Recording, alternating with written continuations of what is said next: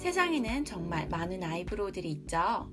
대표적으로는 갈매기 눈썹, 일자 눈썹, 둥근 눈썹이 있는데요. 하지만 이 모든 건 우선 나에게 맞는 눈썹을 찾은 다음 선택해야 되는 문제예요. 그럼 어떻게 찾을 수 있을까요? 이것 또한 정말 많은 방법들이 있지만 오늘은 야매팁이 담긴 방법을 알려드릴게요.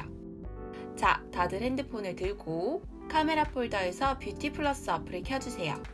화장을 연하게 한 상태에서 정면을 바라본 셀카 한 장을 불러옵니다. 슬림 효과를 누르고 눈썹을 확대한 다음 눈썹을 길게, 짧게, 각지게, 얇게 등등 여러 방법으로 눈썹 디자인을 해보세요. 어떻게 건드려야 할지 모르겠다 하시는 분들을 위해 몇 가지 예시를 들어볼게요. 모든 사진은 꼭 저장해두세요. 제가 예시로 바꿔본 눈썹 디자인들인데 어떤가요? 정말 눈썹 하나 바꿨는데 이미지가 확확 달라 보이죠? 그래서 더더욱 나에게 맞는 눈썹 디자인을 찾는 게 중요해요. 디자인을 선택할 땐 나에게 어울리는 것보단 나에게 안 어울리는 것을 찾는 게 더 도움돼요. 예를 들면 앞머리를 도톰하게 했을 때, 두껍게 그렸을 때, 각지게 그렸을 때 달라지는 이미지에 집중하면 나에게 맞는 눈썹을 찾기 더 쉬우실 거예요. 나에게 맞는 눈썹 모양을 간단하게 찾았다면 이젠 도구를 사용해 잘 그려봐야겠죠. 눈썹 도구는 펜슬, 섀도우, 젤, 마스카라가 있어요. 보시다시피 각각 특징이 다 다른데 저는 파우더와 펜슬, 마스카라 조합을 추천하고 있어요.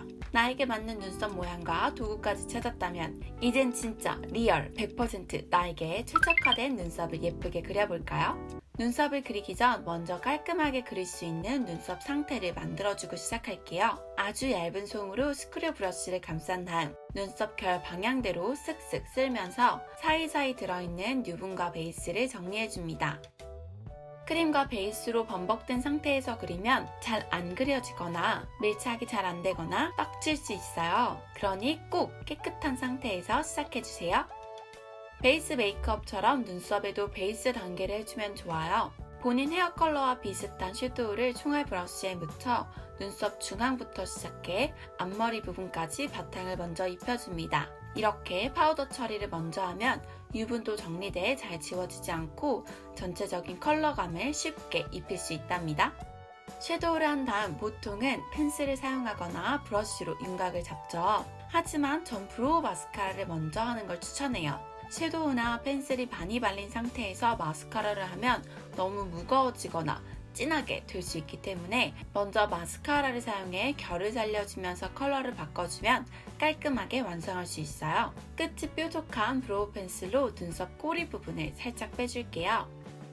눈썹 꼬리는 브러쉬를 사용해 파우더로 빼줄 수 있지만 섀도우는 아무래도 금방 지워질 수 있기 때문에 전 펜슬을 더 추천해요. 눈썹 꼬리는 끝으로 갈수록 점점 얇아지는 모양으로 그려야 자연스러워요.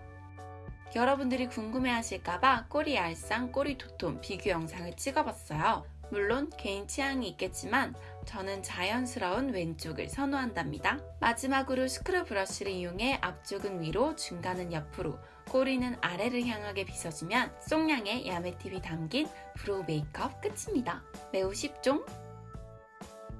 플러스 눈썹 윤곽을 살리고 싶은 분들은 납작한 브러쉬에 본인이 사용하는 하이라이터를 묻혀 눈썹 라인 밑에 발라주시면 돼요.